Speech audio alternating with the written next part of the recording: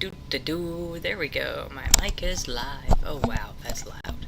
Are we all the way up? Oh wow, that's loud. Okay. Alright. We're just testing my distance from my mic. Okay, I think we're good.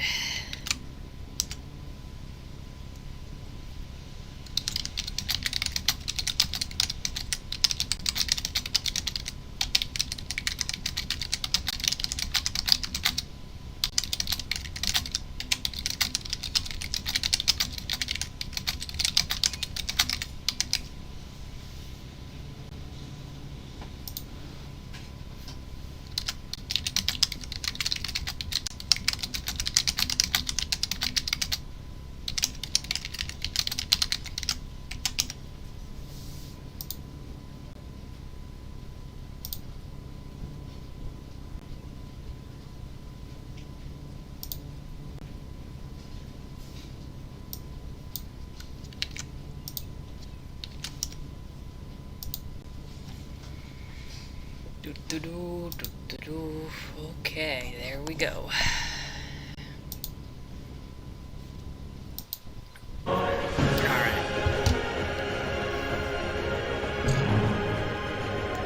Fair warning, I may have to pause because I'll have to do a quick thing. But I can do at least 10 or 15 minutes before we do that.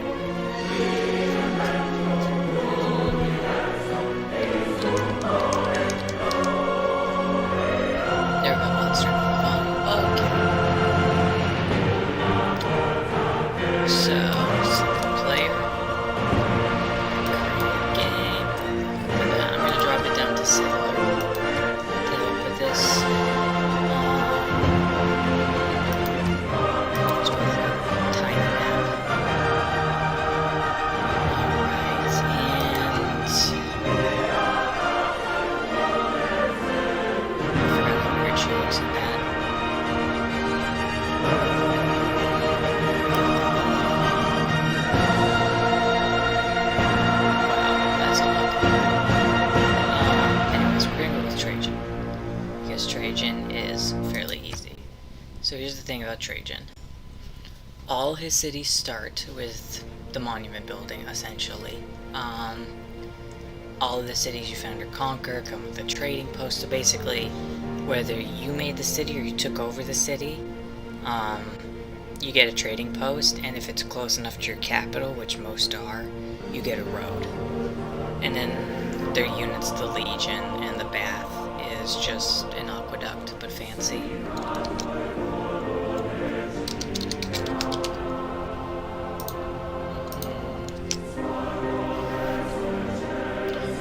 So he's a really good one for expansion, but we'll start with him. We're using Gathering Storm.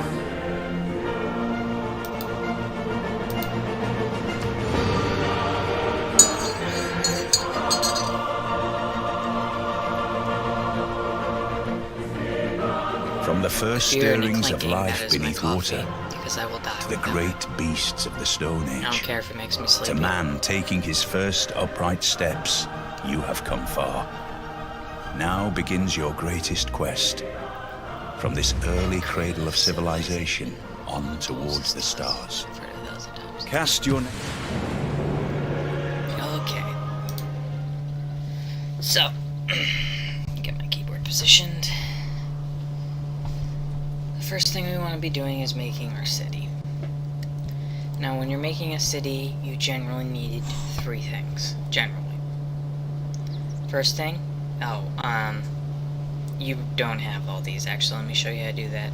So, map options down here. It's show yield icons.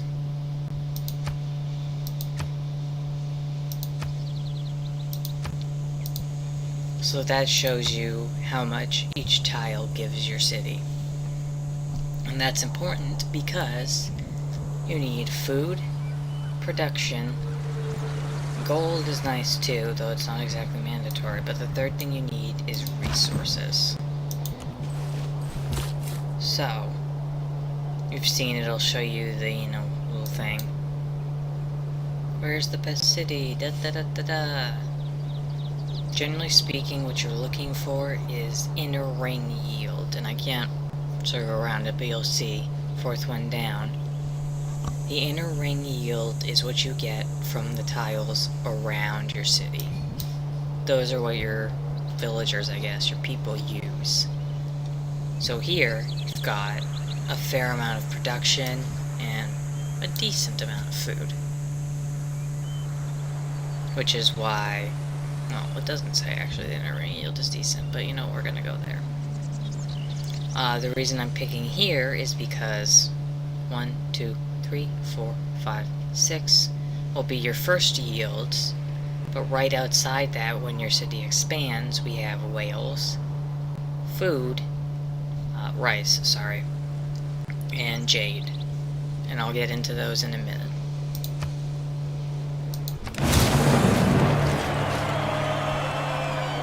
I got an era score because I did this near this river, which we can presume floods. Rivers, mountains, etc. Things that are dangerous, that have a chance of causing issues like a river flood or a volcano eruption. If you settle near them, you get an era point. Because you're risking your life, I guess. That's why.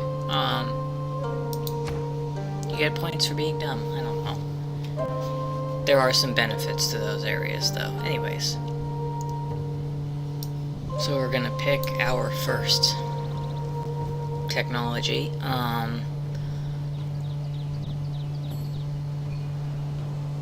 Jade requires mining, that requires sailing, and farming you can already do. So we don't need pottery yet.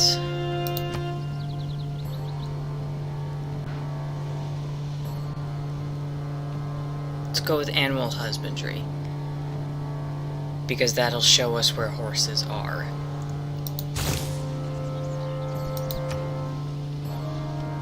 As you can see, my monument was already built, so I don't have to spend any time doing that, and as a result, I get more culture from the get-go.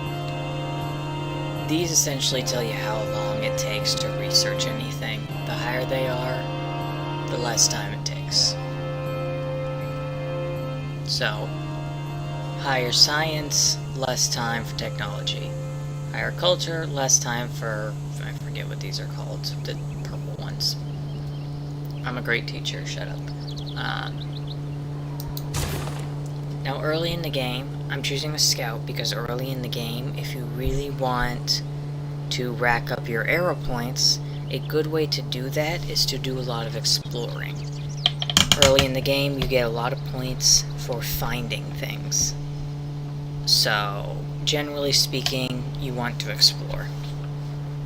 This also helps you figure out what's in your surrounding area and what's useful to you.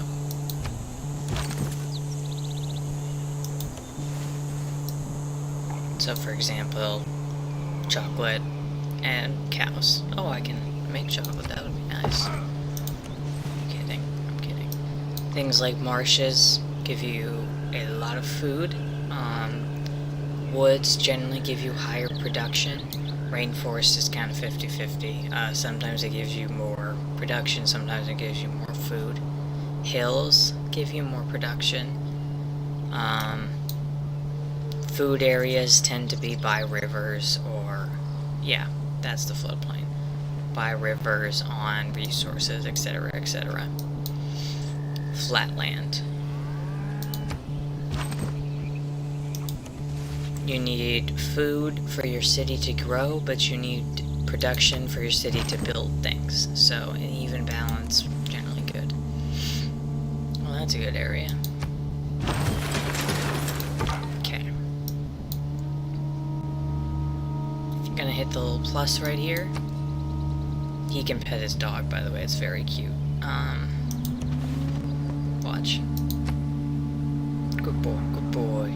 But, automate exploration. Now he'll go and essentially try to figure out what's behind all this. he'll just keep exploring. That way I don't have to guide him. Alright, first city-state. So, city-states. This is complicated. I need a sip of coffee.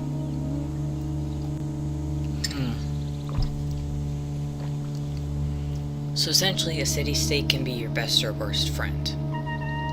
Because on one hand, they make it very difficult to expand your empire. As you can see, he's set up right there, and my empire's started right here. Theoretically, we've already got 2 good spots for new cities. Up here, where there's a lot of food, if there's more production. And down here, where I've got more luxuries, and cows, and a good production area. And food. But he's taking up all the fresh water. You can only settle where there's fresh water. You'll see that in a minute.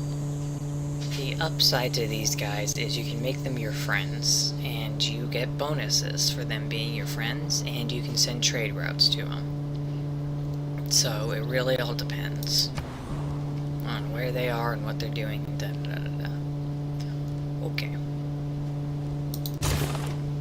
We're gonna build a warrior next, so our city has a guard.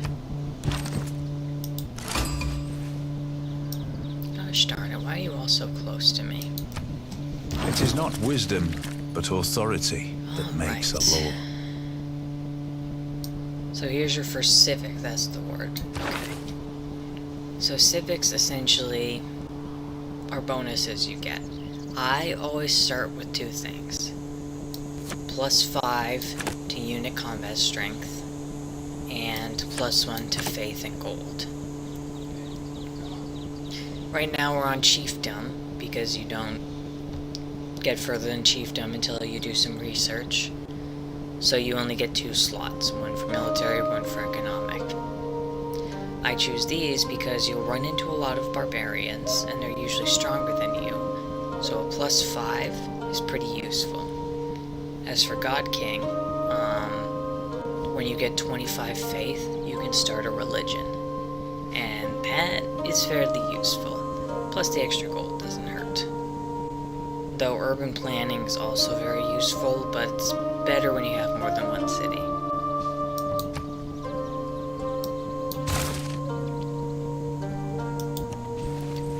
Ooh, wow, looks like they're already fighting something.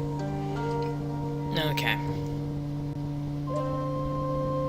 Craftsmanship gives you 30 production towards builders, 50 production towards basically land units that aren't cavalry.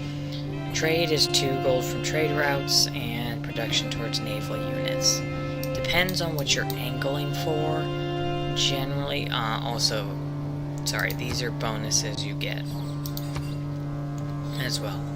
So like if someone else on the game is fighting another person on the game, you can join their war, or you can ask them, hey, you want to punch those other guys? And you can make traders. I usually start with craftsmanship just because that is a very useful thing to have early game. Because that allows you to bulk up your military fairly fast, so you don't have to worry about that.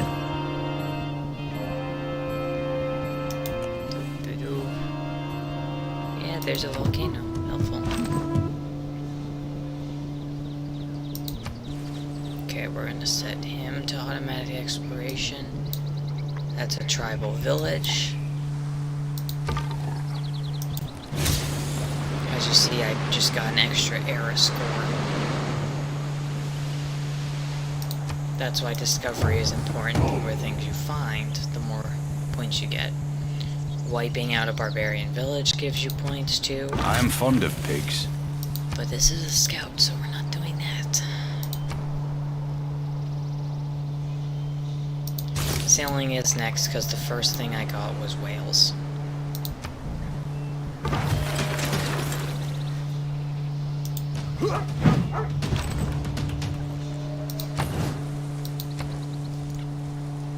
Gonna make a builder next. That way I can make a farm here and it'll give me more food.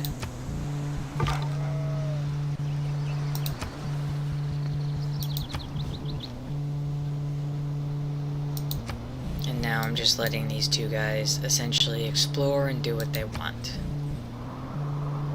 And this is just letting me know what's in the surrounding area.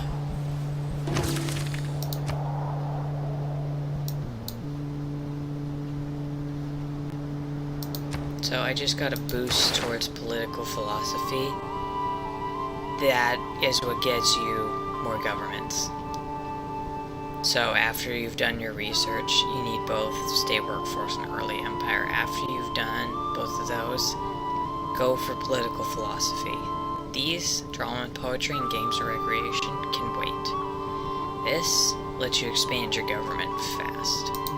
And that gives you more slots, more bonuses.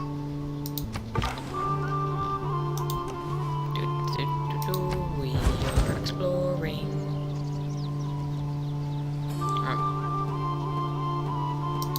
So the reason my city population is stagnating is because there's not enough food. So see, you can control where your citizens work. They'll do it automatically, but if you really want them to work in specific squares, you can. So for example, if I wanted him to work over here and make more food rather than production, he'd do it, but automatically he goes here. The more people you have, the more squares they can work. So early game, you really want to essentially grow your population. You still need a decent production level, but your population is fairly important.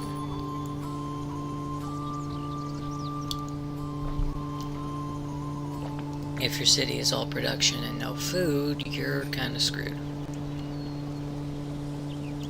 Alright, so we don't need this yet, so we're gonna skip it. We're gonna chain these two together. So I've got a warrior, a combat unit, and a civilian unit. You can chain those two together. That means that wherever the builder goes, the warrior goes, which means that if someone decides to attack him, they have to fight the warrior. They can't just take my builder. Gonna go with foreign trade next.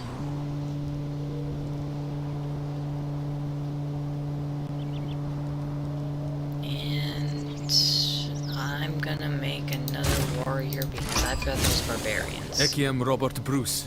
Scotland me fall with. Be it through a fell that so whet author o battalion. I want to touch his beard so much. It looks so fluffy.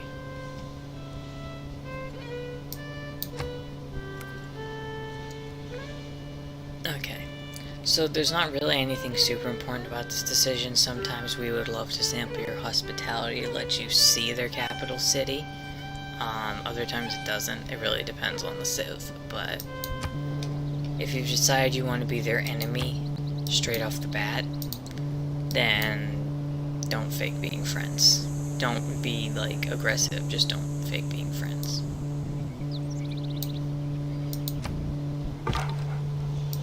Okay. Is all of this making sense so far? Any questions?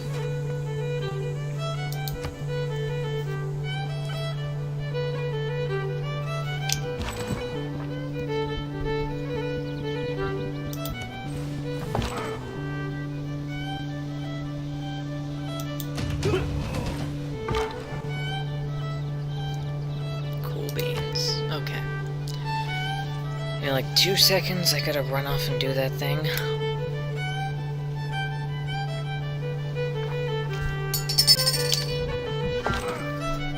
So, in the meantime, you get to stare at my warrior for 2 seconds.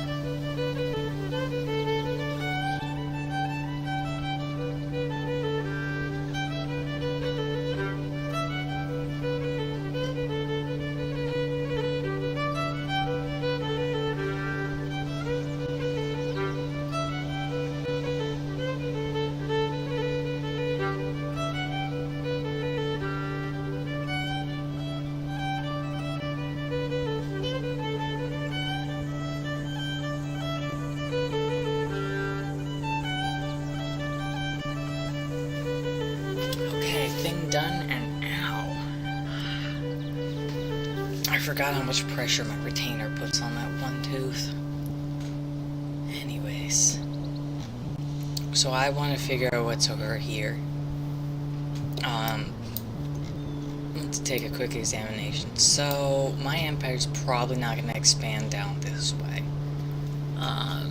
It's just probably not going to happen, given where everyone is. At best, I might make a city over here that'll be a bulwark against, you know, Scotland if they decide to pick a fight. But it looks like I might have to be up in this area, which isn't too bad. We've got good resources. We've got some luxuries. Luxuries provide amenities. These are amenities. And your people really like amenities. The more you have, the happier they are. And the happier they are, the more they're willing to do. Production takes longer if they're not happy. The more people you have, the more amenities they need. Like one thing of jade is not enough for 5 people.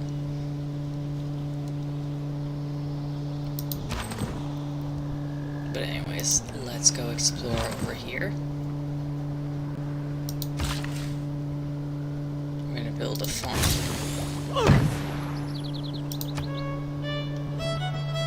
Now we have 4 food, which my people like, as you can see. It is not that life ashore is distasteful to me.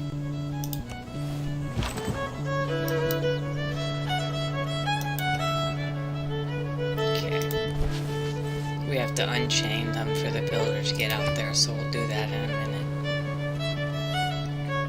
Next, we want mining.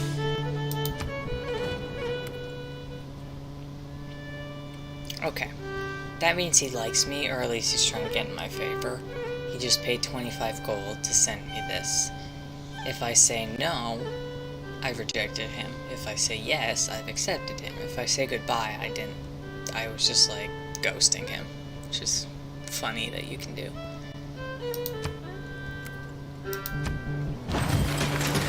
It essentially means we're getting along. If I send a delegation and he accepts, yeah. If accepted, the recipient will be a bit friendlier and you will gain a level of access. Access is how you spy on people. You know more about them. So see, I don't know anything about his second agenda. I don't know about his alliances, government changes, cities he might have found. I know nothing about all of that. And for some reason, he's angry at me. So, sent him a delegation +3. The relationship bit is a good one to check, even if it doesn't tell you... Oh, first impression, huh? Even if it doesn't tell you why initially, it's good to know the plus and the minus. For example, we're only +2, so he's not gonna be friends with us.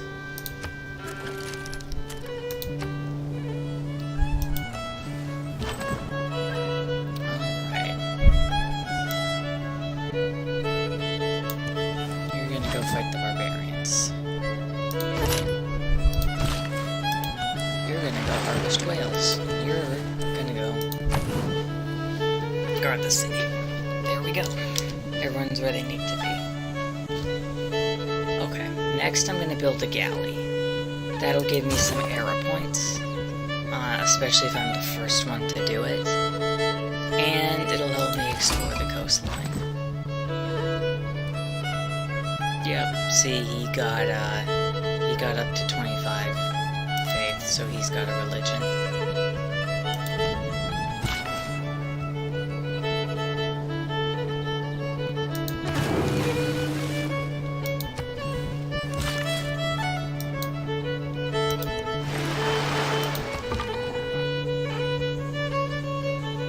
Scouts can actually fight slingers, it works, just not when they're at full health, but slingers are pretty weak.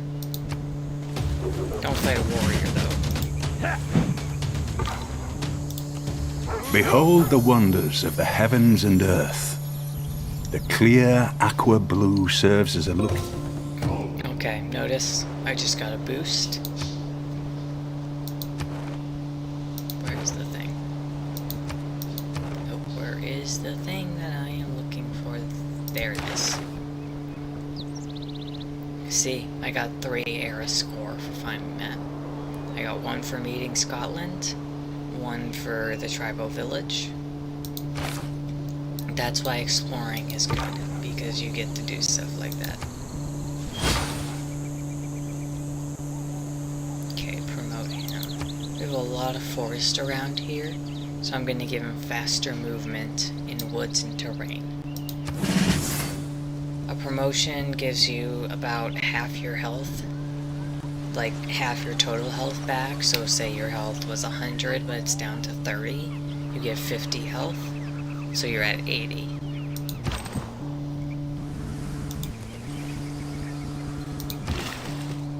Okay, we're gonna wait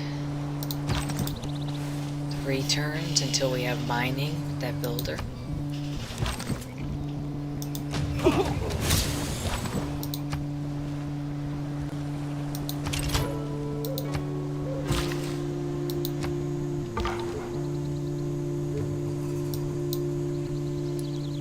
Look at that, I can actually kill him. You'll see down below, it'll tell you the results of that combat. So I'll lose most of my health, but I'll kill that spearman. So I'm gonna do it, because taking out that barbarian village will give me some era points. And we just got 2 era points.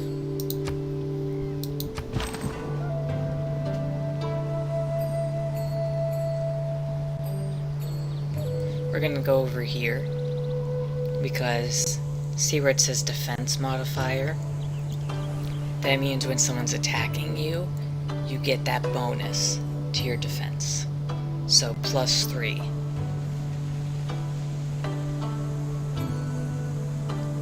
And he's got no defenses, so generally if you can, try to go to a place with a high defense. Hills and forests are the most common. They have defense modifiers of 3. Do note that, where is it? There's the marsh. Marshes have defense modifiers of -2. If someone attacks you in the marsh, or when you're in the marsh, it sucks. If someone attacks you across a river, it sucks for them. If you attack someone across a river, it sucks for you. Just think of it like basic strategy. It would kind of suck to, you know, be attacked while you're in a marsh. It would kind of suck to have to cross a river to attack someone. It's easy to defend yourself when you're in the trees or on the hills. It were wees pays to keep and mid thy neighbours. Blood fades payeth. Yes, that is a nice threat, Mr. Knifesbeard. God, it's got such a nice That's the beard. positive aspect of trade, I suppose. The world gets... Okay. So, to explain why he just said that, everyone has an agenda. You have the standard one that comes with your nation. It doesn't show ours, but standard one that comes with your nation, and a random one. So his is that he likes people who keep the peace. They don't attack their neighbors. So if you're not at war with your neighbors, I don't know who qualifies as a neighbor, then he likes you. And as you can see, +2, +3, and now +12 for some reason. That's a lot. Let's see if we can declare friendship. Not yet. He doesn't like me enough yet. If you declare friendship, you know more about him.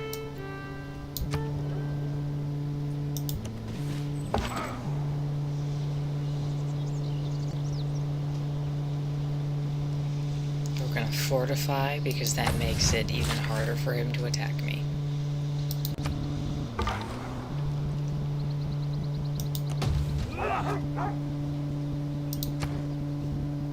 Okay, now here's where we start branching out. So since you're new to this, I would open your civics tree before picking something. Which, I love the backgrounds. Now this all depends on what you want to do. So if you're a more militaristic guy, military tradition, pretty solid.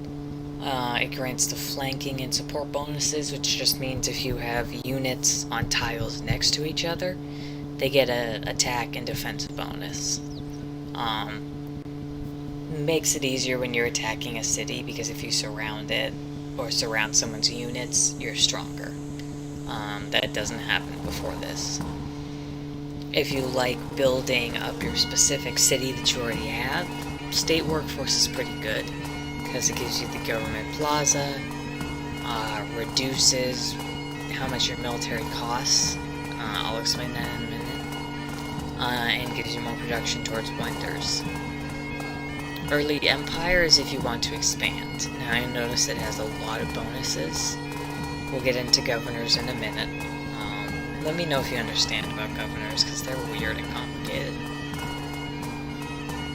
But you can enforce your borders. If someone comes into your borders without permission, that is essentially an act of war. You can tell them to get fucked. You can declare a war of retribution if someone breaks the promise. Open borders, you can ask people if you can go through their lands. And this 50 production towards settlers is fairly important for expansion. So early Empire is the expansion kind of one. And finally, mysticism.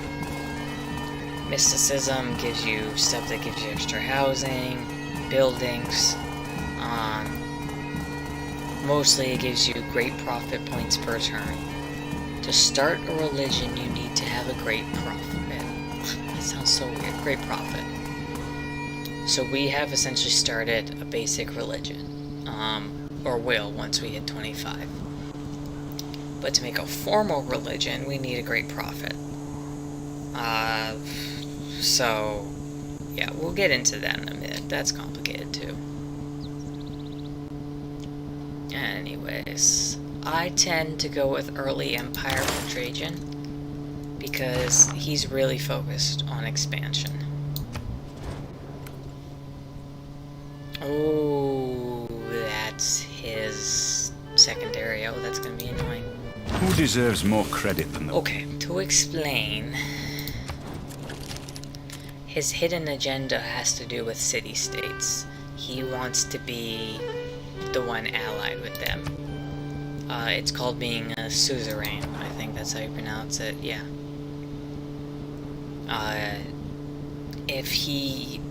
If you are the suzerain of the city, you get all these additional bonuses.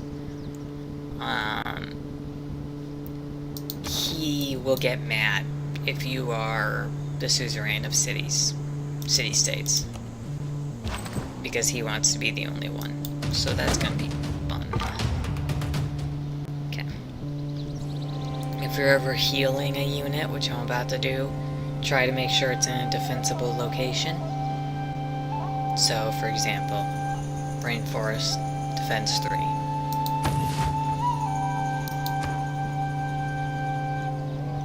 Alright. Next thing we need is pottery, because that's one of the 3 basic ones.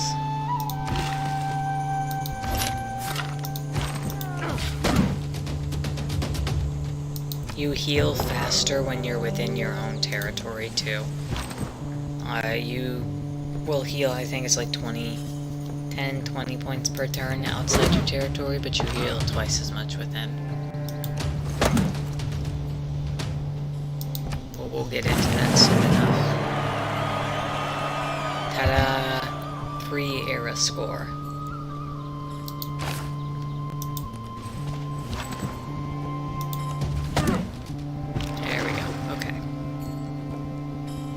Now we're gonna set him to explore, and he will follow coast tiles.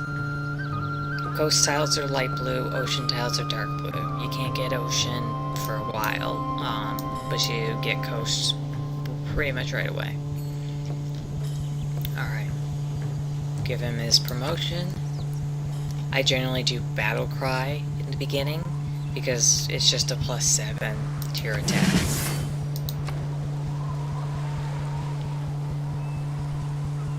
most people like religious settlements because you get a free settler.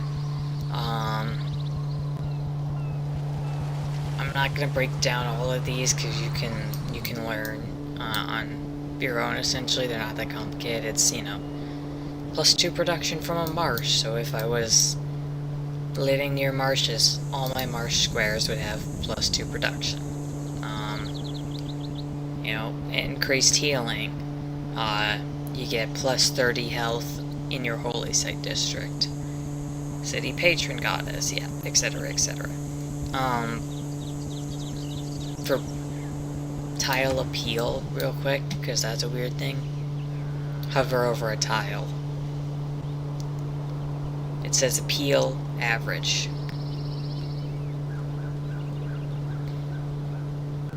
Appeal uninviting. See, these guys don't really like unappealing areas. It's not super important, but it's kinda important.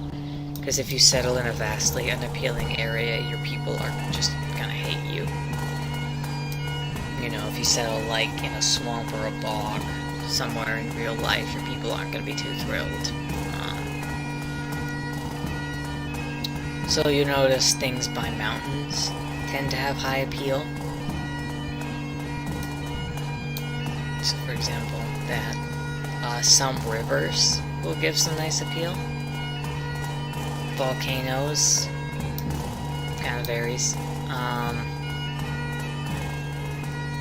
Where is it? Where's the thing I'm looking for?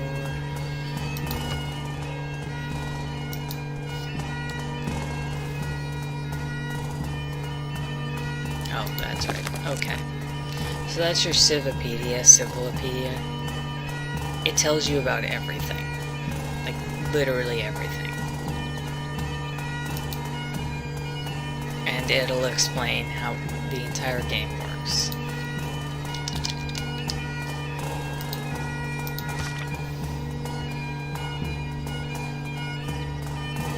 Yeah, that's how appeal is affected. They don't like mines, quarries, or oil wells, da-da-da-da. They do like things that are pretty, essentially. That's pretty much it. They like nice things. They don't like industrial things. Industrial things are useful, but make your city area less appealing. So, yeah.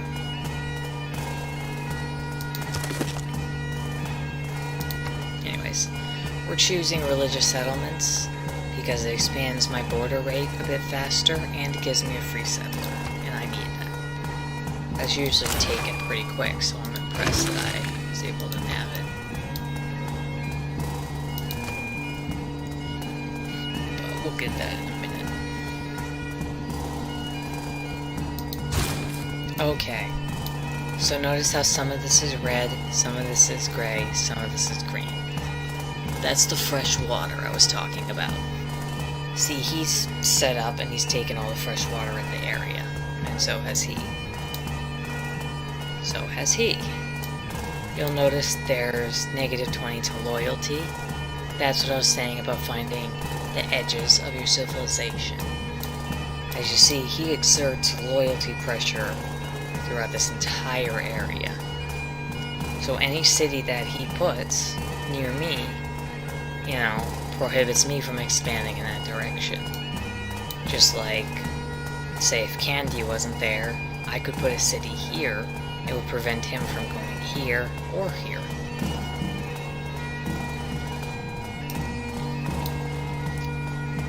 Now where I'm going to go, that's if sea levels rise. That's not until late in the game, so we're not gonna get into that. Please note the Gathering Storm has a lot more features than the base game. So a lot of this is from that. This is volcano, this is flooding. Flooding and volcanoes damage units as well as everything else. So, yeah. Okay. There's no yields in this part of the desert. If I put anything over here, it's gonna suck for me. But if I put something right here, I'll get all this food in production. So we're gonna go right over here. But first we're gonna link those two people up.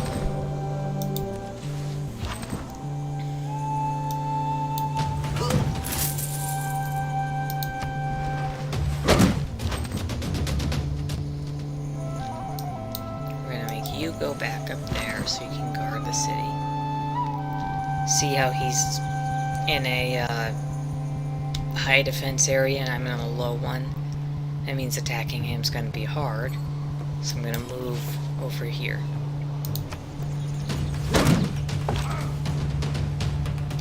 Fortify until healed. So essentially fortifying means I take a defensive stance. It boosts my defense a little bit. So if he comes at me, it makes it a little harder on him. He takes more damage. I'm gonna attack them, because I know I can win. No man ever wetted. I'm gonna promote you. And I'm gonna found my city right there. And you see I automatically got a road.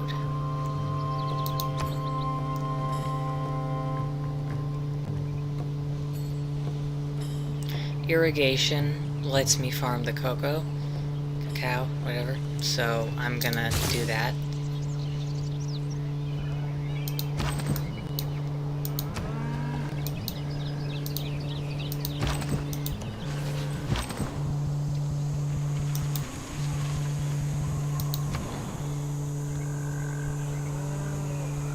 Let me know if this is making sense so far. You'll notice he has less amenities, which means his production takes longer and he's less happy about things. Because, you know, cranky citizens don't make things fast. Okay. So now's a good time to pause and point some things out. Number 1. Era score.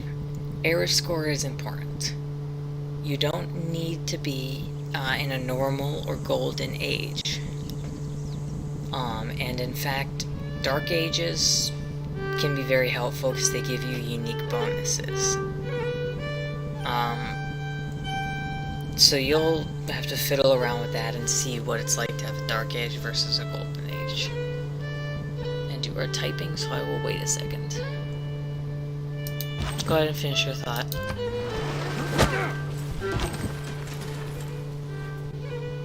Yeah, that's it's very important when knowing where to set up your cities.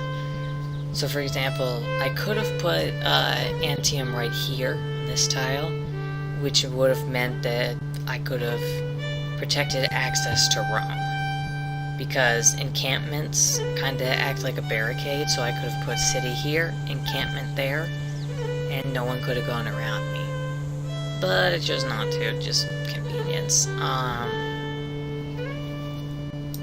But yeah, being aware of the defensive potential does not hurt. You don't have to, but it does kind of suck sometimes if you're not. Okay. You want to move your traders to your newest cities, so they get the bonuses. Anyways, continuing on, sorry. So we're about 39 turns in. We've done essentially the beginning basic tasks, so let me lay those out. The first thing we did was we founded a city where there were resources and, I guess, production, food, etc., etc. Do note there are 6 things that tiles can provide. I can only see 4, but we'll go from there. Production, you know, how fast you make things. Food, how fast your city grows. Culture, it's just essentially a bonus culture point. So if we didn't have this jade within our city, we'd only have 6.1 culture. Gold. So real quick, I'll show you. One of our citizens works this tile, so +2 gold. see, income from cities. Your units can cost gold. You won't lose them if you can't pay. You'll just have negative gold per turn. So a galley, for example, is a unit that costs 1 gold to make or maintain. If you hover over a unit, it will tell you. 65 production, maintenance, 1 gold. That's why this little card is, or not that little card, which one? That little card is important because most basic units that cost money, warriors and slingers don't. Spearmen, archers, and galleys do. So when you get those, yeah. They all cost 1 gold. So if you get state workforce, you can mitigate their cost. But as you can see, I set up in a place that gives me 2 extra gold, so I can have 2 extra units if I desire. Hi Lola, hello small dog. It's good to see you. Sorry, I have been invaded. Anyways, the 2 other things that tiles provide are science and faith. Here's a tile that provides science. Mercury. 1 food, 1 science, 1 production. And all Mercury provides that. Let's see if we can find somewhere that provides faith. Probably not, but who knows? Yeah, I don't see one yet.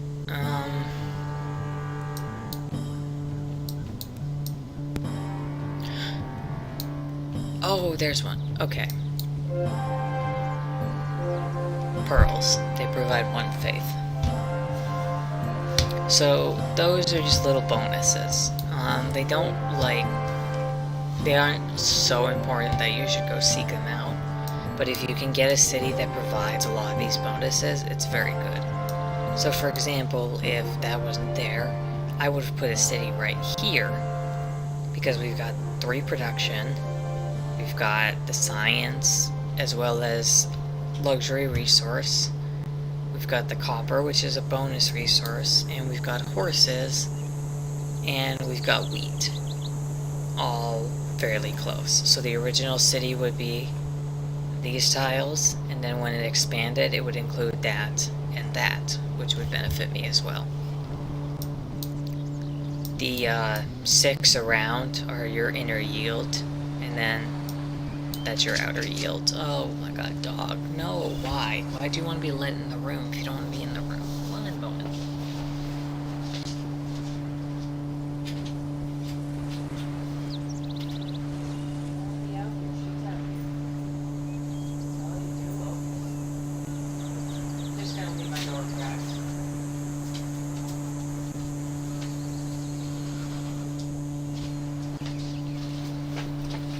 Sorry, our old dog can never decide which room she wants to be in. She's like a cat. You let her in, then you let her out, then you let her in, then you let her out. So, anyways. So yeah, Okay, so those are what tiles provide. Next, let's go into resources. There's 3 kinds.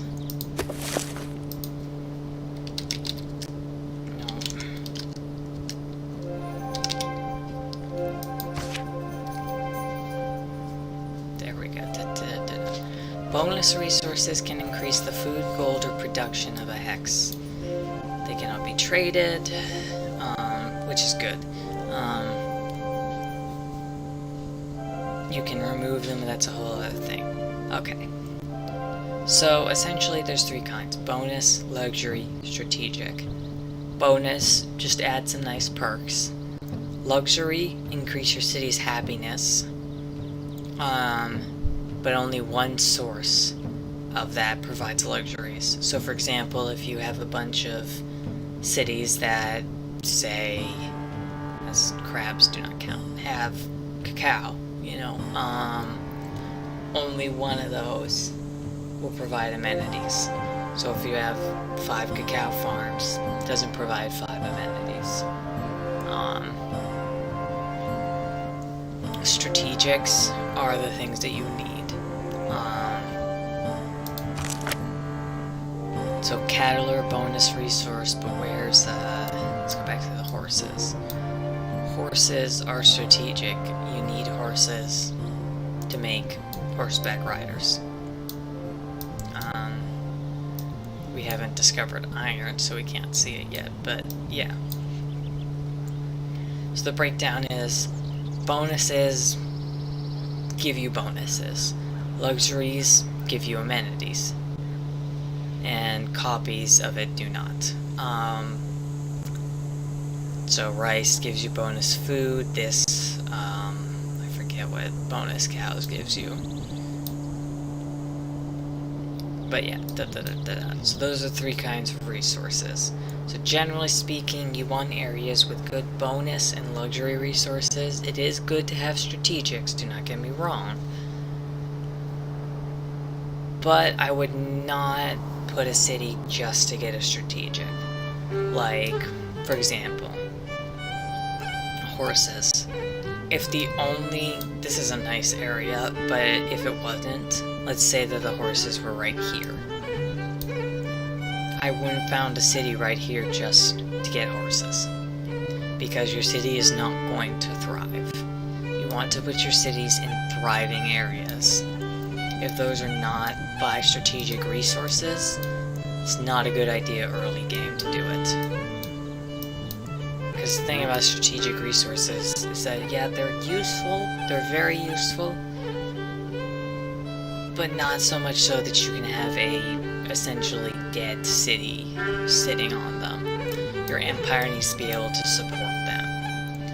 So, you want some strong cities. And if they're by strategic resources, great. If they're not,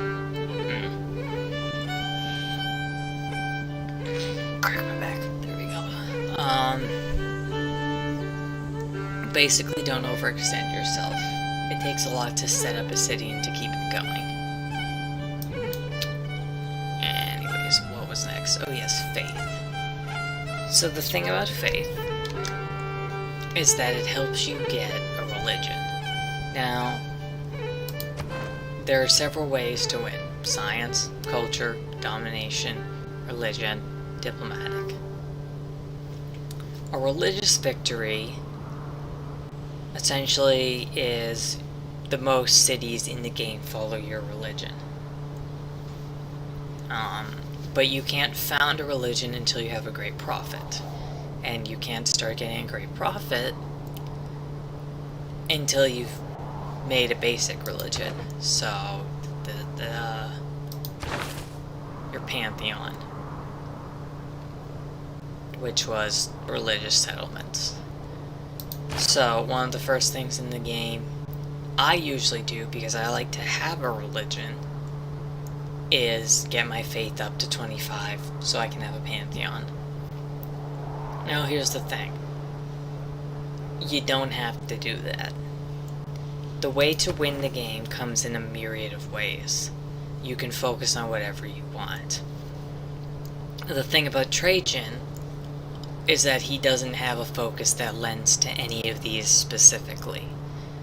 There are some civilizations that have a lot of science bonuses, some that have a lot of culture bonuses, some that are designed, you know, to be great for domination. And I can actually show you real quick. Let me see if I can do it this way.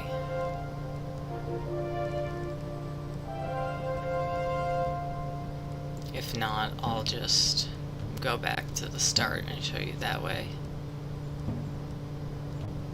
There we go. Okay. Yep, we can do it this way. No, we can't. That's annoying. Okay, it doesn't tell you the bonuses as much.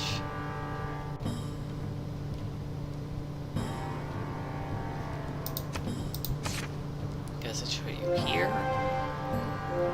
And no. Okay. We're gonna go to the main menu and I'm gonna break this down. Yes, I'm sure I wish to exit. I just saved for that reason. Thank you. Okay. We're gonna pretend like we're creating a new. And here's how we're gonna do it. So, let's get into bonuses real quick. because this will help you get better at the game. You pick a leader that benefits your strategy. Okay. So you have people like Alexander. They're very good at domination victories, because as you see, he doesn't incur war weariness, which is, your people don't like war. They don't want to be at war all the time. There's very few civilizations who tolerate it. So, quick wars are better than long wars. Quick wars are hard to do. So if you're someone like Alexander, it doesn't matter how long war is. Your people love war. So as you can see, Alexander's bonuses include 2 unique units, a unique building that gives bonuses to combat experience, and you gain science for creating a non-civilian unit that's any combat unit, cavalry, and what's it called? Sailing, I guess, you know, the water units, anti-cavalry, ranged, warriors, just in general, anyone who's not a civilian. And you increase your strategic resources, so you get like a few horses in iron per turn if you have a horse pasture or iron mine. That increases it plus 10, which is a lot. And all your military units heal completely when you capture a city with a world wonder. So basically, Alexander's designed to take out cities that have focused more on building, wonder production, and expanding themselves more than you. And say, when conquering a city, you get a Eureka for each encampment or campus, and an inspiration for each holy site or theater square. So basically, Alexander's whole thing is coming up from underneath societies that are more advanced than him. He does good at that. Because if your society has been focused on building a lot and doing a lot of nice things, and has a weak military, he's gonna roast your ass. And he benefits from roasting your ass. By comparison, where is he? Shaka is another military guy, but he gets different bonuses. He gets the ability to form corps and armies, which are just, you can put 2 or 3 units together and make them really strong. 2 is a corps, 3 is an army. And most people don't get that till like way after guns. So he gets that early on. He gets a bonus for having military units in his city. And if you conquer a city with a unit, it will upgrade it to a corps or army if, you know, you have mercenaries or that. So basically, he's getting bonuses for having a large military and conquering cities. Doesn't matter who, they don't have to be more advanced than him, it's just about conquering. He gets the Impi, which have their own unique bonuses, and his encampment district provides a few more bonuses. So it's easy for him to produce a lot of units, and he gets bonuses for doing so. So if you tried to run a science victory with this guy, you'd have some trouble. Okay, so let's go into some others.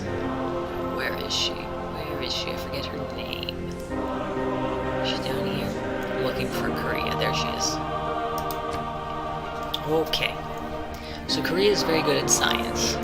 If you want a science victory, she's one of the civilizations to go for.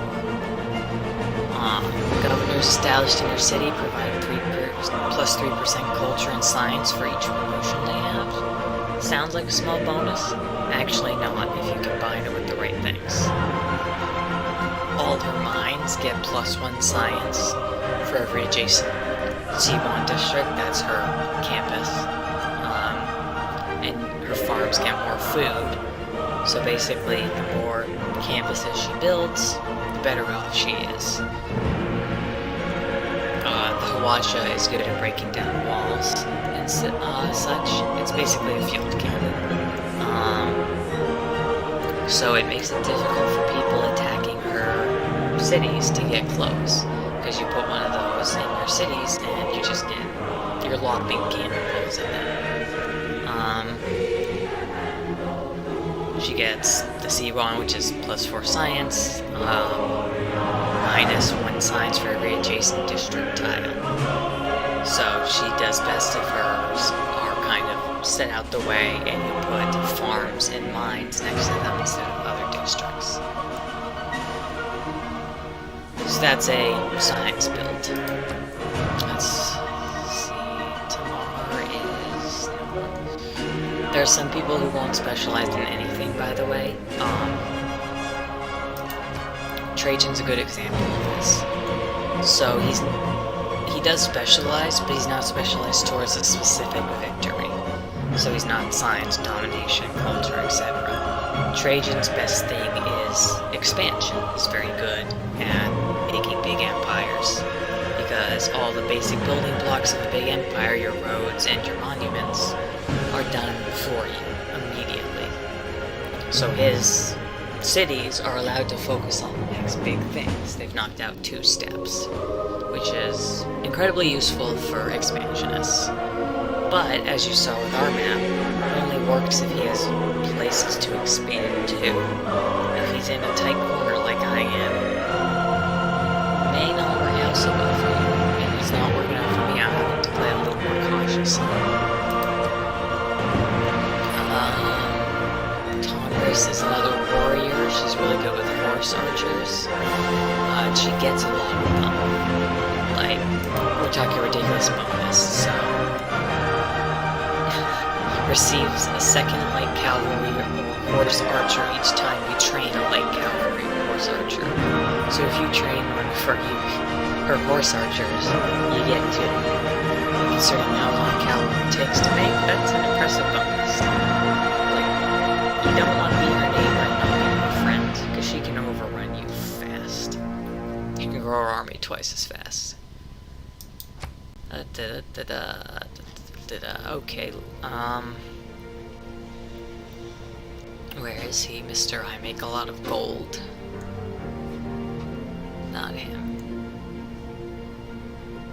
Where is he? Did I scroll past him? I might have. Yes, I did. Oh, well, I can fix that. There we go. Okay. I've just lowered my desktop audio a little bit. Okay, so someone like Mansa Musu is oriented around gold. He makes a lot of gold. Will you stop fighting in the hallway? Children of the corn. We have a puppy and an old dog. They're terrible.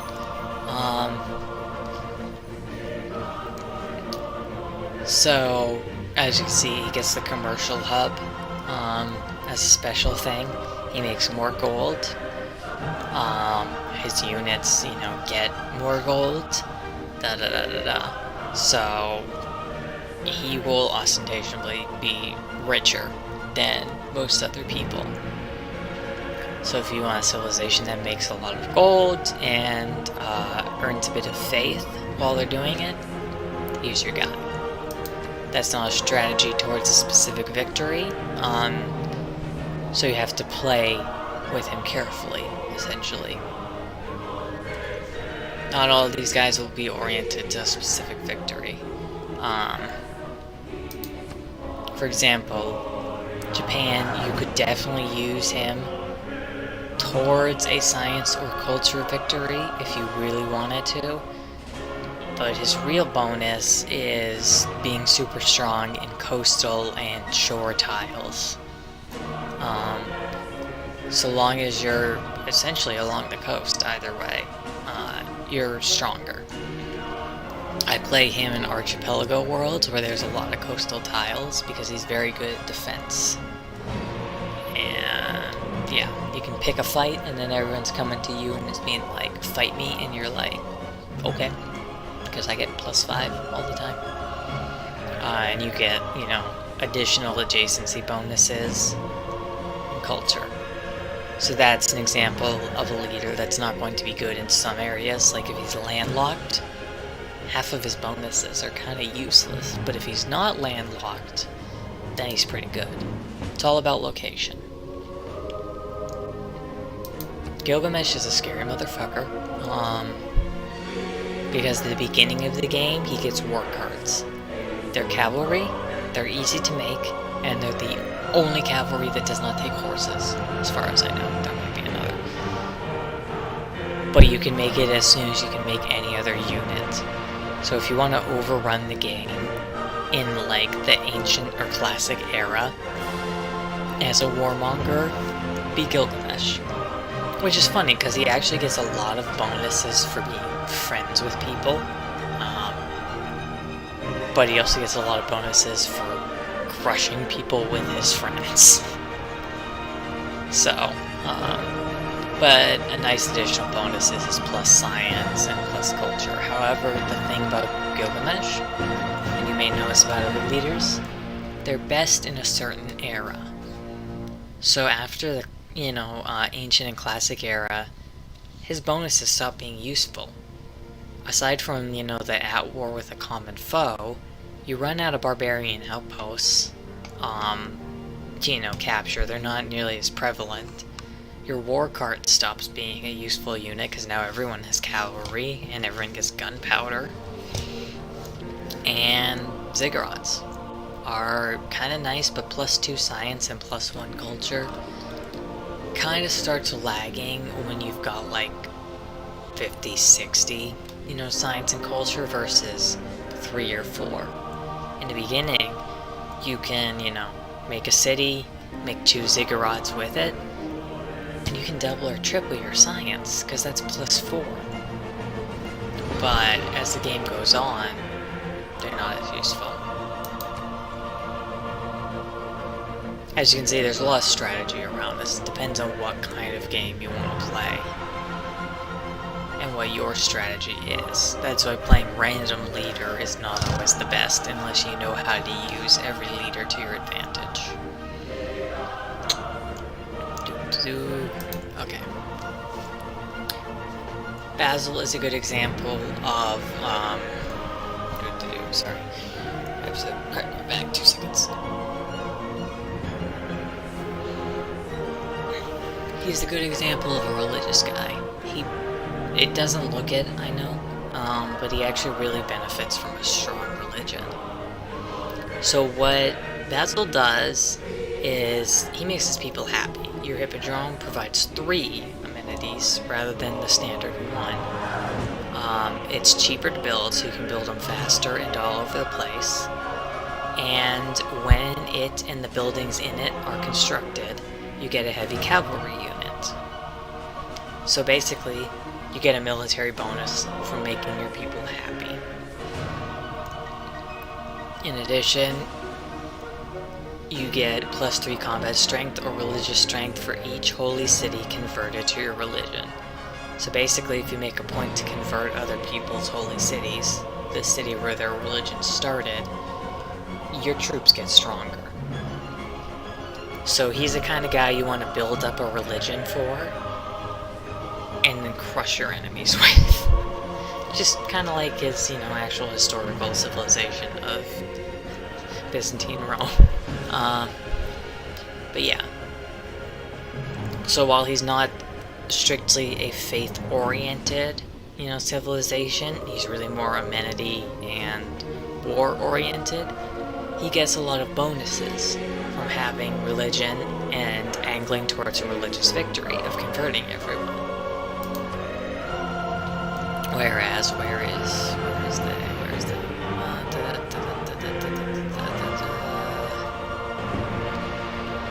who just messaged me?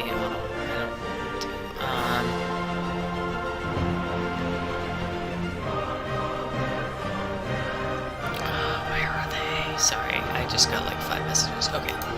Saladin. He's one of the religious civilizations. So, the worship building for the religion can be purchased by any player for 1/10 of the faith cost. So that's a good bonus. We'll just go into that. I don't have the brain cells to explain how that works, but it's very good for religious leaders. There are only so many great prophets. So for example, with 6 players, there's 4 great prophets. So you're competing with everyone else. There's not enough to go around.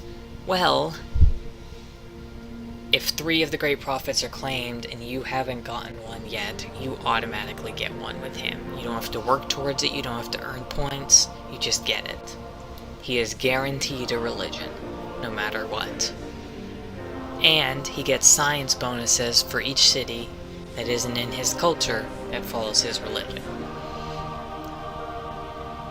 And then bonus faith. And his unit heals at the end of every turn. So this is a guy that's oriented around faith. He can still be a very effective fighting thing. Jesus fucks. Domination Civ, because of this unique unit healing so fast and not needing time.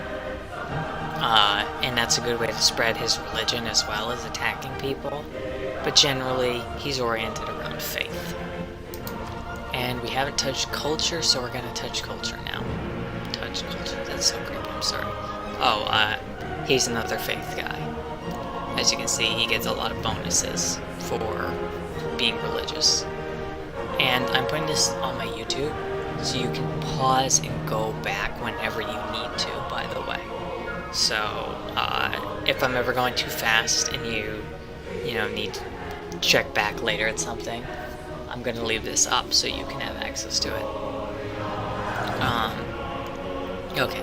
Gorgo, or, where is he? Or Pericles. Where did he go? Thank you. They're both Greece. Get culture bonuses. I'll explain the difference between the two of them in a second. Gorgo is more oriented around a warlike Greece, but a cultural warlike Greece. So as you can see, she is the Acropolis. It's cheaper to build, grants you an envoy, you get additional culture bonuses, you get an additional wildcard slot in your government. So you remember we had those 2 slots in chiefdom. She gets a 3rd one at the bottom, which is very useful. And hoplites, which are a very useful early unit. But anyways, the difference between her and Pericles is this. If you're playing as Gorgo, she's Spartan. Combat victories provide culture equal to 50% of the combat strength of a defeated unit. So, it's just a bonus, essentially. The more war you do, the more culture you get. Which suits Sparta very well. Pericles is, blah blah blah. I forget what city it is, I think Athens.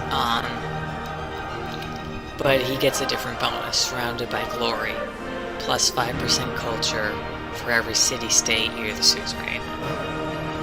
So basically, both Greeks get culture bonuses. Gorgo is more oriented around conquering as well as culture, and Pericles is more oriented around getting a bunch of envoys and making the city-states your friends. Let's go into a few others. Because I think that's all we went. Science, culture, religion, domination, diplomat. Okay. So, before I click anyone, a diplomatic victory is a new feature that I am still getting used to, so you'll bear with me because I'm kind of stupid on it. But, essentially, a diplomatic victory is when you get diplomatic victory points. And you get those by making people like you. Whether it's city-states, whether it's your allies, whoever the heck it is, you get more and more bonuses when people like you. You get less and less bonuses when you're declaring war and fighting everyone. In fact, prolonged wars take away from your diplomat points. You need, there's two kinds. There's diplomatic points and diplomatic victory points. Diplomatic points allow you to vote in things like the World Congress, which comes around later. And they're kind of useful. They essentially let you push agendas you like. Diplomatic victory points, you need 20 of them to win the game.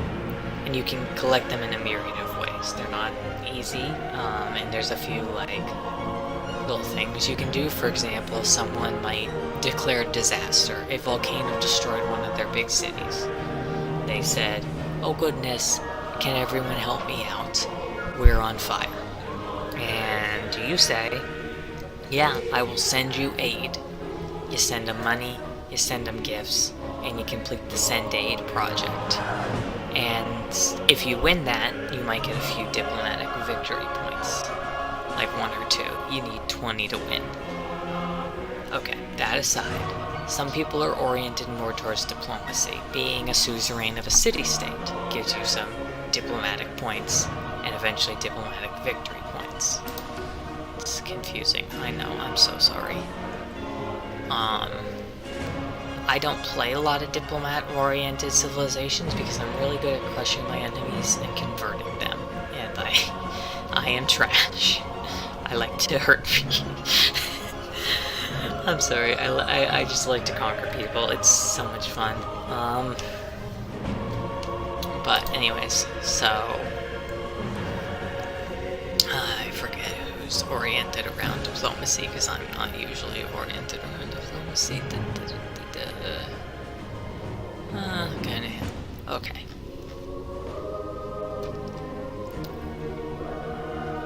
I'm gonna do a quick rundown. So, Amatore, she's just very good in deserts. And she gets ranged units, and she's good at production. So production, gold, they're very easy for her, especially in deserts.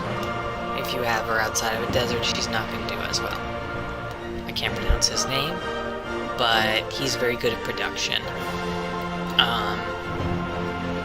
And he gets some culture bonuses as well. I played him in an earlier game, and I did really well when I focused on production, because he outstripped everyone else. She's new, I don't know her, but she seems to benefit from rainforest, marsh, or woods, and outside that terrain, not so much. He's new, but I've played him. Generally, a religious conqueror is a good way to play him, because, again, he does really well when he's conquering everyone, and he's got these really nice bonuses for that. Catherine is a spy. That's it. She's also very good at culture, but she gets a lot of spying bonuses, and I understand next to nothing about spying, so I don't play her.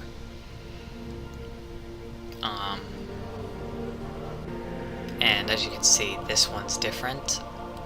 She gets culture bonuses, I guess. I've never played her, so I couldn't tell you. Him. Okay. So I love this guy. There's 2 Indias, him and Gandhi, but I like him a bit better. He can declare a war of territorial expansion after gaining military training.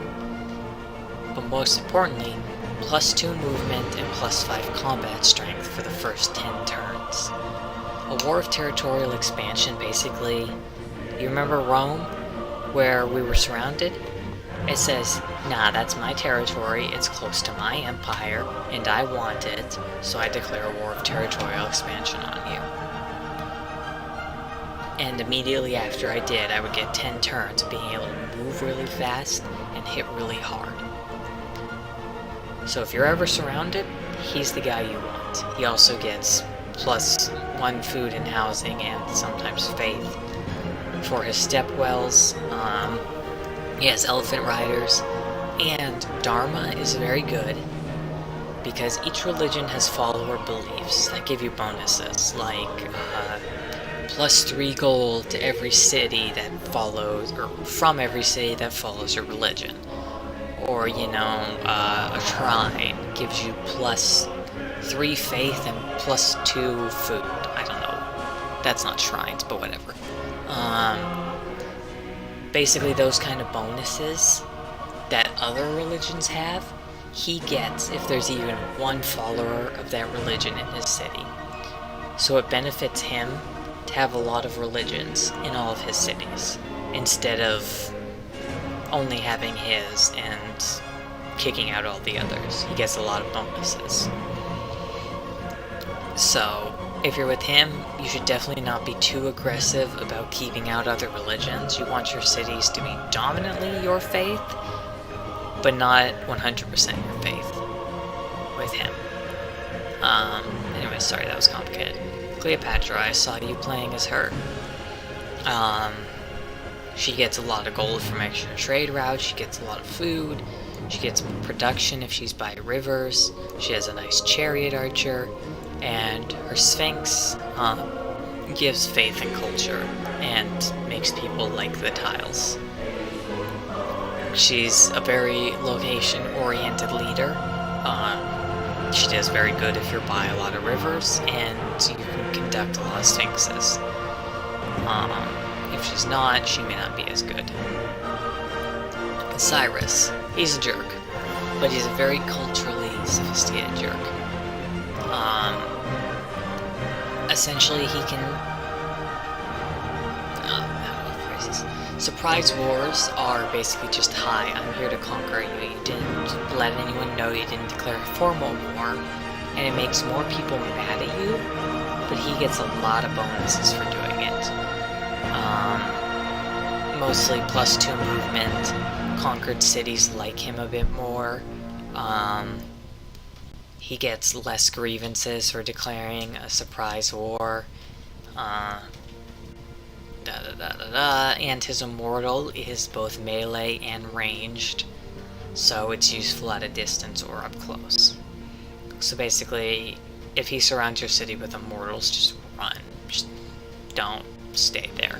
It's his city now. It's terrifying. Dido. She's great on coast. She likes harbors. She can move her capital city. So essentially,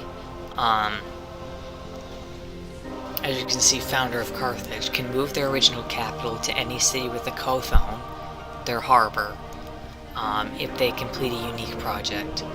So if she's under attack, essentially, and she doesn't want her capital city to fall, she just moves it.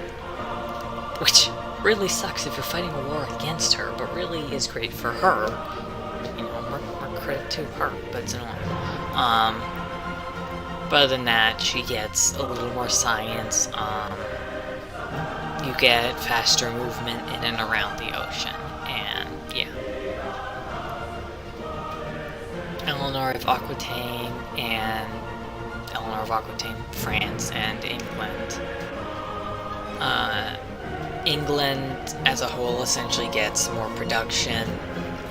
They get a unique naval unit and they get a unique harbor unit.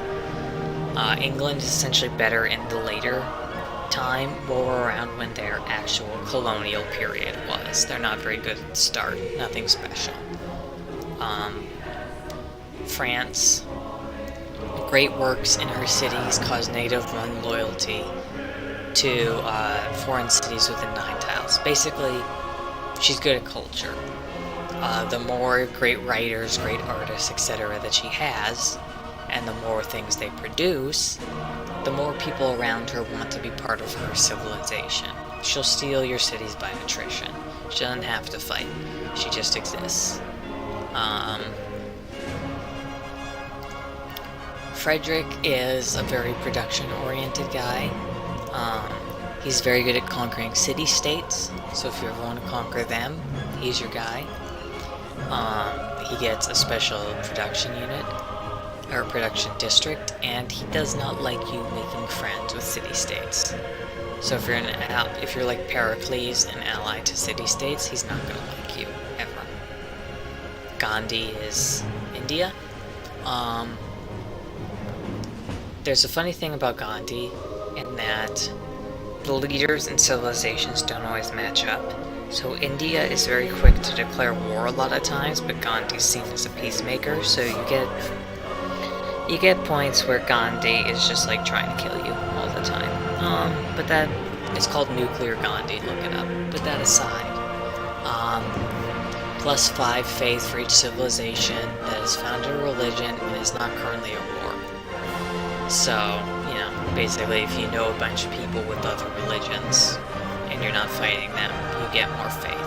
And you get the same Dharma thing that the Chandragupta had. Genghis Khan is a warmonger. He's very good at cavalry. He starts a trade route immediately, or starting a trade route immediately creates a trading post in the destination city. Trading posts give you visibility and help, etc., etc. So basically he's a trader and a warmonger, and he's good at both. We've been over Gilgamesh. She's more faith-oriented. She's able to buy naval units with faith. If you're in an archipelago world, she's very good. And she gets adjacency bonuses for any body of water near her. We've been over Gorgo. Hammurabi's new. I don't fully understand him, but he seems to be science and kind of production-esque. I'd have to learn more about him. He's the best for archipelagos because he gets to go in the ocean really fast after shipbuilding. Most people have to wait till cartography, which is like 50 plus turns. So he's ahead of the game. He gets the Viking longship, which can kick your ass, and he gets berserkers in medieval eras, which can also kick your ass. So it goes ancient, classic, I think medieval, then Renaissance, but either way, he basically has two periods where he has badass warriors. He's also good with religion. His stave church is just... it's perfect, and it adds production to each coastal resource tile. So you want him if you're in an ocean-based map. He will conquer every city, he'll have a lot of faith, and he's really good at both. And he gets a lot of bonuses for pillaging people. He's a Viking. She sucks. I hate her, I love and hate her. So a culture bomb is essentially when you build something, all the tiles around it become yours. That's it. That's a culture bomb. So, you know, you build on the edge of your empire, all 6 tiles around it become part of your territory. So what she does best at is building her cities close to other people's, then building her holy sites near their borders. Because if she takes even one of their tiles, her religion becomes the dominant religion. She's very good at culture, and she's very good at faith. And I think one time I played against her, she had a victory in like 50 turns. I hated it. I hate her. She's scary. But aside from that, later in the game, she gets a trade building and a cavalry unit. But early in the game, yeah. When you complete an encampment or fort, you get a culture bomb. He's faith-oriented, we went over him. He's new, but he seems trade-oriented. Yeah, very trade-oriented. John Curtis, Australia, he's very good in coasts. And he does a bit better when he's isolated from everyone else. So if you ever play the huge True Earth Start, he actually does really good in Australia. He's the only one who will. Because there's a lot of coast, and outback stations can only be built in desert hills, grassland, and plains, which is what Australia is. He also gets a bonus to production if he's being attacked, or if he just liberated a city. And his coastal cities get extra housing.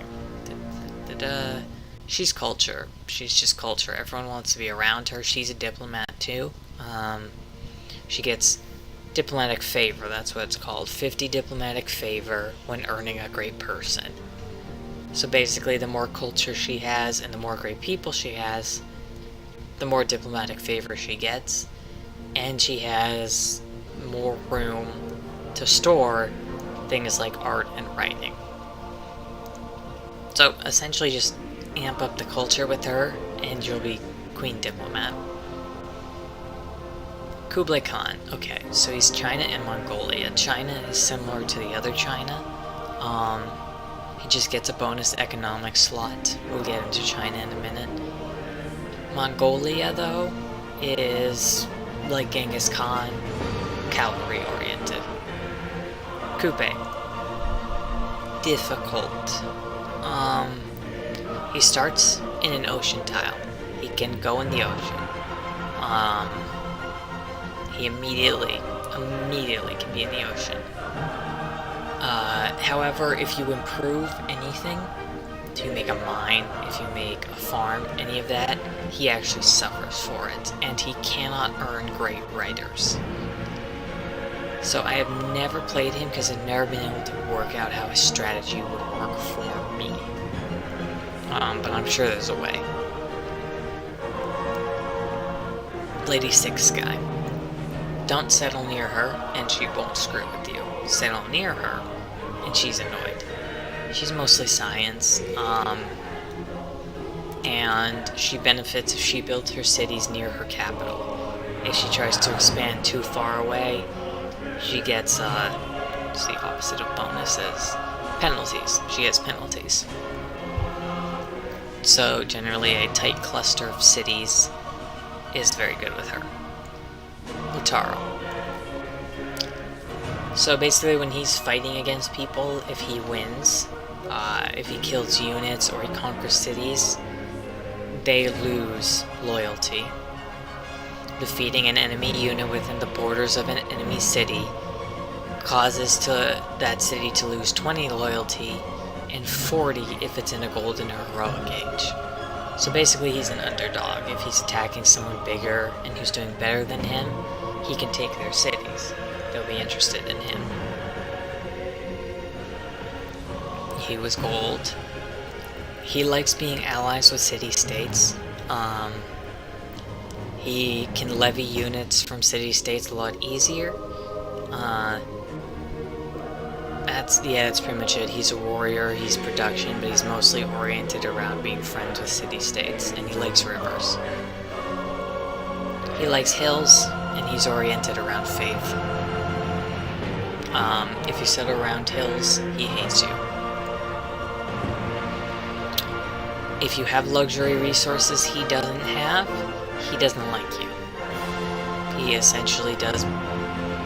Luxury resources in his territory provide an amenity to 2 extra cities. He basically gets more out of his luxuries, and his units get more attack power for every luxury you have in your city, if they're attacking your city. Oh no, for his city, sorry, every luxury he has. So the more luxuries he has, the stronger his armies are, so he wants more luxuries. He gets mad a lot at me when I play in a game with him. It's actually kind of funny. He cannot found a religion at all. He cannot build a holy site. He gains the belief of any religion that's established itself there, so basically he does better if your neighbors or your friends have good religions. He's about growth, gets a lot of people. But I don't play him because the downside of not having your own religion means you can't defend yourself from a religious victory. He's great in mountains because he can make a road through mountains. It's the Krapaknan, I would suppose that's how it's pronounced, down below. And it's a trade route through a mountain. He's good at trade, and he gets a lot of bonuses from mountains, and can build terrace farms. So essentially, build him around mountains. Pedro, he's big on entertainment. He gets a lot of entertainment bonuses. And he does good with great people as well. I don't play him a lot, but playing around him, yeah, he gets some significant bonuses. People are very happy, and that means they're better at producing, they're more willing to do what he needs them to do. Peter. Haha. Okay. Peter's religious, but Peter's really great thing is Russia does better if it's not the most advanced civilization. Normally you want to be more advanced than other people. But some civs, like Peter, do better when they're not. 1, they get bonus territory when founding a city. 2, they get extra faith and production from tundras. 3, blizzards don't affect them. And finally, they get science and culture from trade routes to civilizations that are more advanced with them. So, the more backwards they are, the more they benefit. So, essentially with these guys, you could start forming up an army or start building up your religion and not focus on your culture or anything. And then start making trade routes to people who did, and you'll catch up with them fast. It's very devious. Philip hates you a lot. Only his religion is tolerated. He doesn't like anyone else's religions. He's very good with trade, and he's very good with punching the shit out of you until you worship his gods. So, you know, if you want to start an inquisition, choose him. Essentially, there's no nice way to put it. He gets 5 combat strength against players following other religions. So, you know, if you're, say, Islam and he's Catholicism, and he's punching the heck out of you, he's getting +5 to that, which sucks. I'm sorry. Poundmaker. He benefits from trade. And he benefits from alliances. He wants to be your friend, and he wants to trade with you. He has a bonus scout unit that's stronger and more like a warrior. But other than that, he's good with not fighting and making everyone his friend. Quinn, okay. So he gets generic culture and science bonuses. He builds a lot of world wonders, because you get a lot of bonuses to that. He has a ranged unit, you know, the Crouching Tiger. It's basically a shoulder cannon. And he can build the Great Wall, which is a great defense thing, obviously. And you can build it a ton of times, so you can actually build a Great Wall wherever you want around the border of your nation. The only thing is, you know, your segments have to be adjacent to one another, and it has to be around the borders of your empire. It can never be destroyed. No one can ruin it. Robert the Bruce, we saw him. He's got the golf course, which gives you amenities and gold and culture. He's got the Highlander. If his cities are happy, they get bonus science and production, and he gets bonus culture points. We went over Saladin, Sanduk, and Shaka, so Simon Bolivar. Can't say I understand him. He seems to be a cross of military and I guess gold and food. I can't say I understand him. Suleiman is... If you build walls around him, it doesn't matter. He's very good at building siege units. So, you know, your walled city's just gonna kind of fall. Speaking of walls, Tamara builds them really fast, gets a lot of bonuses from them, and she likes you if you build walls. And also faith, lots of faith bonuses. Teddy Roosevelt Bull Moose, pretty tiles give him bonuses. Breathtaking, next to a mountain, or next to a natural wonder. You get +2 science. And if they're next to a wonder or woods, they get +2 culture. So, you know, he gets a lot of culture and science bonuses very early on. But then the rest of it is his, you know, his unique unit is until Atomic Era, way into the game, because it's a plane. His film studio is until way into the game. It's because America started as a nation later. Teddy Roosevelt Rough Rider. gets a unique, as you can see, Antiquities and Parks versus Roosevelt Corollary plus Rough Rider. It's just unique units, and your units get combat strength on their home continent. Thomas, Trajan, she's just England all over again. Founding cities on continents that aren't your own give you bonuses with Victoria. She's a colonizer.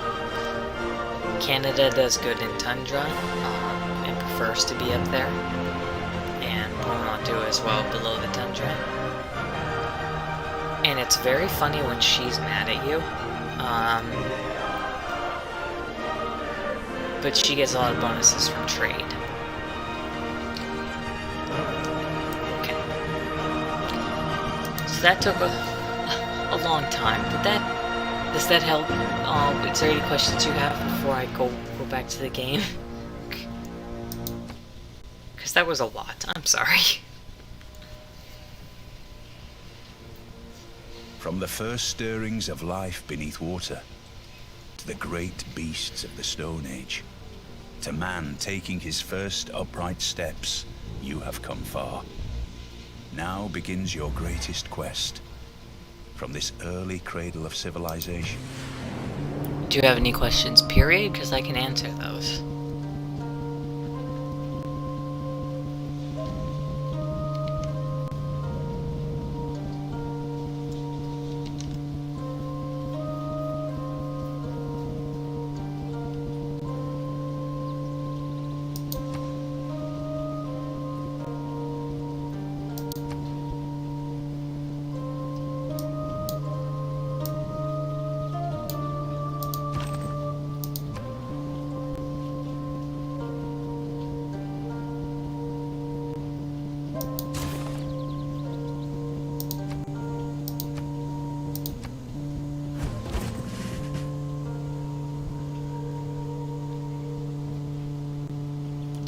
Pretty much. If you pick a leader that's good in domination, you're probably not going to have as much luck with science. The thing about victories is that some can overlap, but a lot of times it's generally good to pick a focus. And some civs don't give you specific bonuses, like I said, so Rome is really just good at expansion, but he needs land to expand to, and I don't have it. If I was playing, say, gosh, it would be good, Shaka, and I was trying to get a culture victory. Yes you can. Okay, so we actually have to keep playing to do that, but I will show you. So yeah, your younger cities, you definitely want them to have your traders, because that'll give them production bonuses and food bonuses. So my trader's going from Antium to Rome, and he's getting +1 food and +1 production.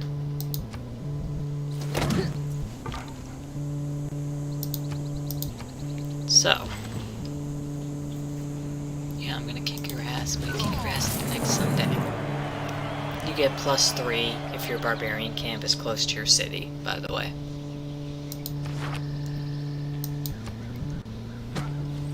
Anyways. We have to wait a little longer, sorry. Luxuries like air conditioning. We're gonna do 50 production towards settlers, because that's where I do well. And towards my units, essentially, so that way I can make both of those faster and expand faster. Okay. We'll go with mysticism, because that gives me an envoy, and I'll show you what they're talking about. I'm choosing the steward because he gives me 50% plus yields from plot harvests and removals, but I need harvests. So that means 4 food plus 2. Once he's established. He takes 5 turns to establish. Thousands have lived without love.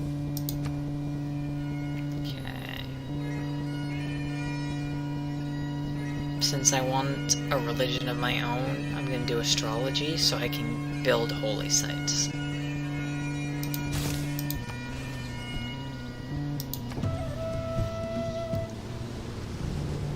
There's a tornado outbreak over the I like to caves. say I practice militant mysticism.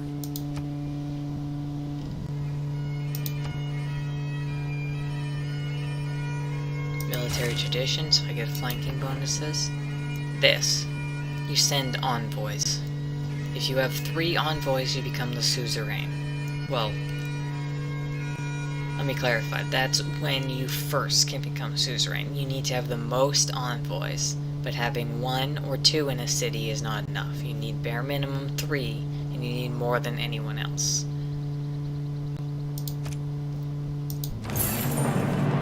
And you get era scores for becoming a suzerain. So you'll notice now I can see all the area. It's not, you know, like this, around Lahore, and where Lahore's troops are. That's because I own this city-state. I can pay them a fee and they'll give me all those troops for 30 turns. And if I go to war with anyone, so will they. So that's how you take it over.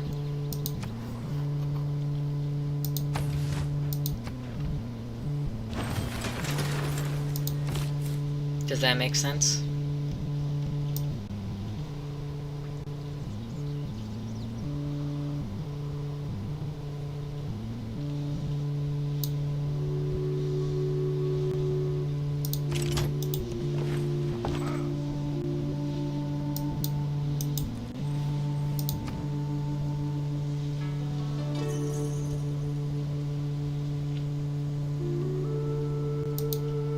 What other things were you struggling with?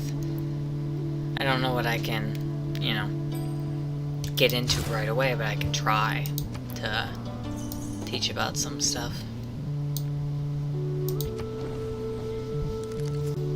Some things are based on, you know, what time period you're in, yada yada yada. Bravery is being the only one who knows you're afraid.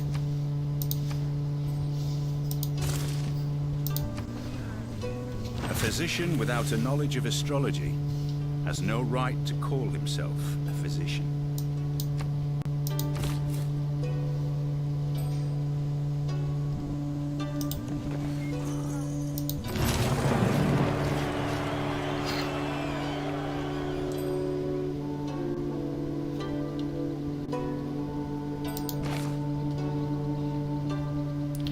That can depend on a few factors.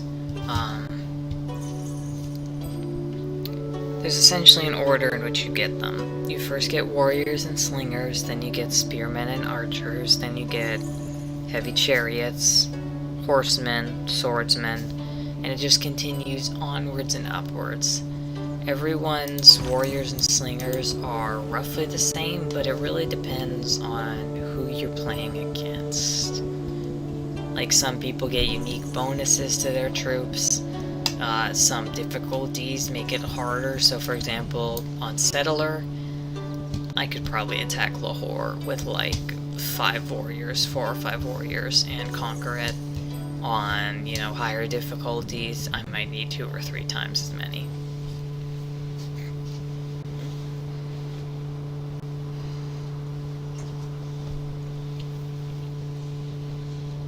I'm actually curious to see what the tutorial was doing. Yes, I'm sure.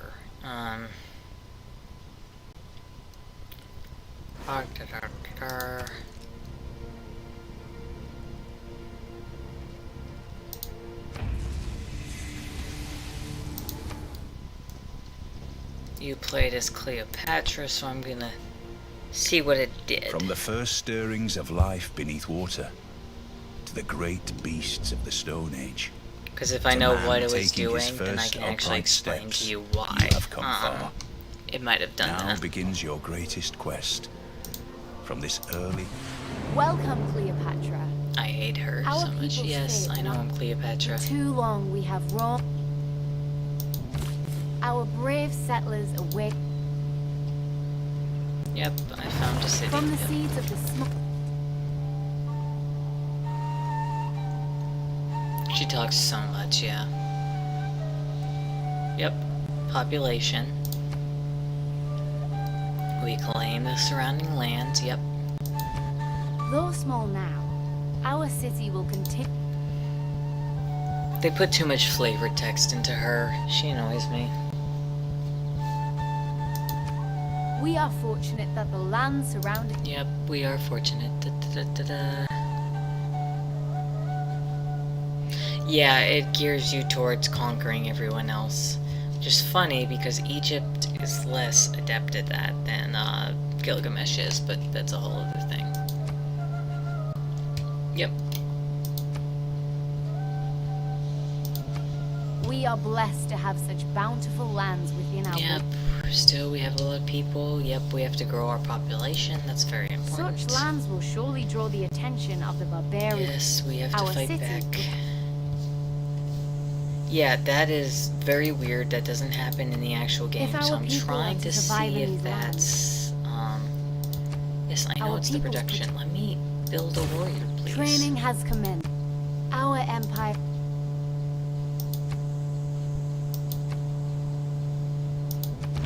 Our warriors continue to. There are those among us.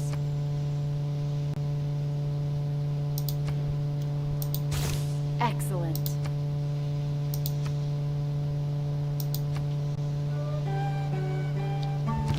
Barbarian raiders approach our city.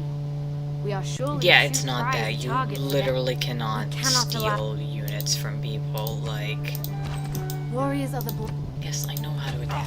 I hate you. victory. We should take. So I'm not sure why, unless they got killed, which it doesn't sound like lands you're around- describing. Excellent. While our builders train. Beyond combat, our alone on Yep. already our warriors' efforts bear. Yeah, they found a tribal This people village. seem different from Yeah, that's weird. our warriors' staff. It would seem friendship, though not skilled in. We should employ.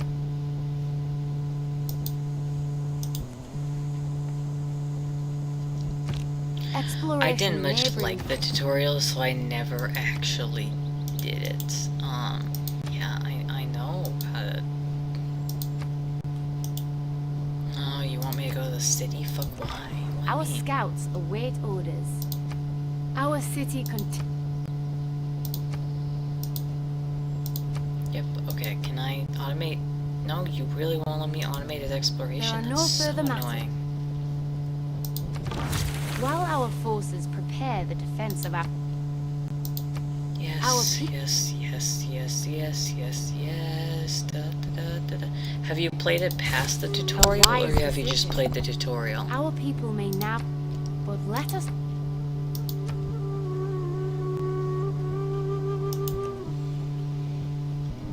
Our citizens rejoice. Excellent.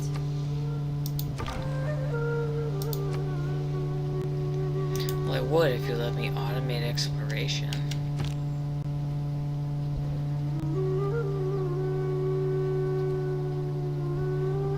Yeah, Trajan's a good start. This is so annoying. I would sooner shoot myself than continue that. I think it is part of the tutorial, though, that might have been doing that, because it shouldn't have been doing that otherwise.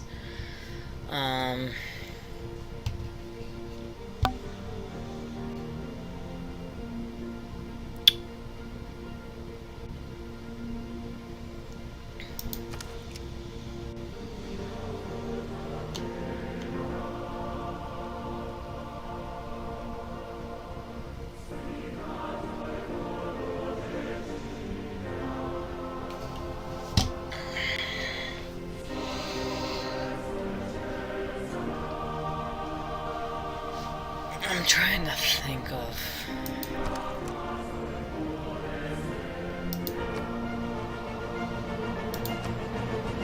the scenarios are fun. I'm trying to think if there's anything else like I need to teach you for the basics. Because like the rest, it's really more important to learn on your own, like through your own play style.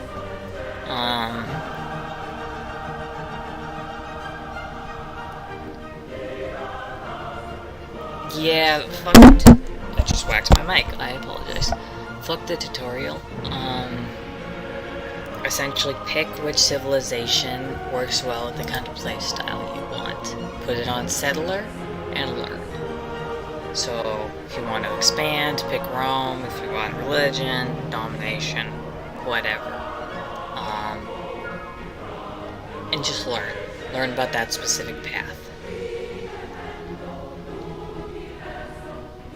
I essentially learned by trying and failing, because the tutorial was kind of shit, yeah. And the tutorial's all like, oh, I shall teach you, but with flavor text. What do you mean the flavor text is not helpful? Oh no, how terrible. I know, right? But yeah, the thing about it is that it's so... I don't know how to put this. So basically, like, you were talking about how all the people that you were looking up were just talking about how great they are at the game. It's so much about, you know, unique strategies and what works best for you as a player, that's how most tutorials go.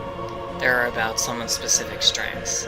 If I did a tutorial, which I'm doing now, I either go with empire building or domination kind of things, maybe religious. I would be really shit at a science victory. So it really all depends, yeah.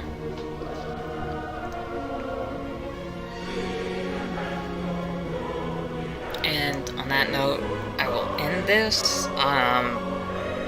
so that way we can just type, but if you have any questions, feel free to poke me, and if you need more specific things explained, let me know, and I can